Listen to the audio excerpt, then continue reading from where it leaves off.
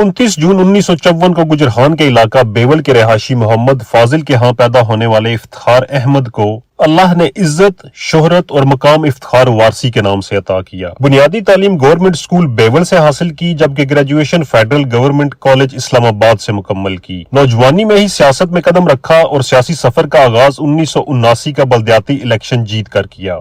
Union council bevel के chairman रहे, member जिला काउंसिल भी रहे। उस वक्त के PP3 और मौजूदा PP8 से सन 2002 में सूबाई सतह पर इंतखाबात में बहैसियत आजाद उम्मीदवार के हिस्सा लिया। ये मुस्लिम लीग काफ के अरूज का दौर था। इस हलके से चौधरी जावेद कौसर साहब ने मुस्लिम लीग काफ के टिकट पर 20,774 वोट हासिल किए, जबकि वारसी साहब ने आजाद उम्मीदवार की हैसियत से उनसे 232 वोट ज्यादा लेकर 21,006 वोट अपने नाम किए, जबकि जीतने वाले उम्मीदवार राजा तारक क्यानी साहब ने 26,036 वोट हासिल किए थे।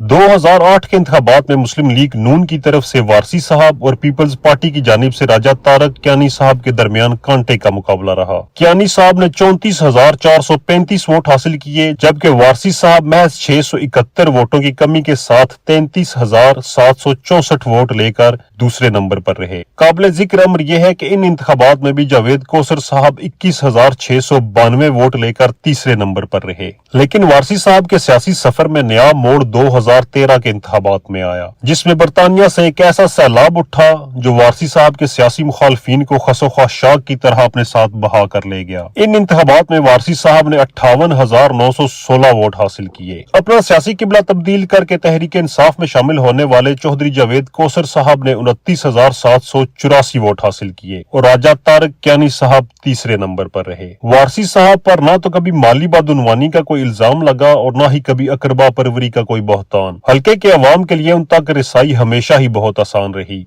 उनसे मिलने के लिए कभी भी बहुत से सेक्रेटरी से होकर नहीं गुजरना पड़ता था। खुद कॉल सुना करते और वक्त मुकर्ररा पर मुलाकात के लिए मौजूद भी हुआ करते थे। इंतखाबात जीतने के बाद ना तो इस्लामाबाद मुंतकिल हुए और ना ही लाहौर। सरकारी दस्तावेजात में भी उनका मुस्तकिल एड्रेस उनके गांव बेवल ही का है, जबकि उनके मद्दे मुकाबल चौधरी जावेद कौसर साहब की ऑफिशियल प्रोफाइल देखें तो उनकी मुस्तकिल रहायश का पहला पता इस्लामाबाद का और दूसरा उनके गांव बेवल का दर्ज है। जितने भी तरक्याती कामों का आगाज किया उनकी खुद निगरानी भी किया करते थे, लेकिन यह अमर काबिल जिक्र है कि उनके दौर में स्वाय गलियां और नालियां पक्की करवाने के कोई भी काबिल जिक्र काम नहीं हुआ। जबकि जावेद कौसर साहब ने स्कूलों की अपग्रेडेशन हो या पठवार यूनिवर्सिटी की जमीन की डिमार्केशन के बाद उसकी चार दीवारी की तामीर हो, बहुत से तरक्याती काम किए हैं। प्रोफेसर अहमद रफीक अख्तर साहब के दस्ते रास्त वारसी साहब जहां रूहानियत पर पुख्ता यकीन रखते हैं, वहीं पर कुदरती मनाजर से भी खासी दिलचस्पी रखते हैं। 2018 के इंतखाबात में इन्होंने पार्टी से टिकट मांगा नहीं या पार्टी ने टिकट दिया नहीं, या वारसी साहब के साथ मुस्लिम लीग नून की मकामी क़यादत ने बेवफाई की।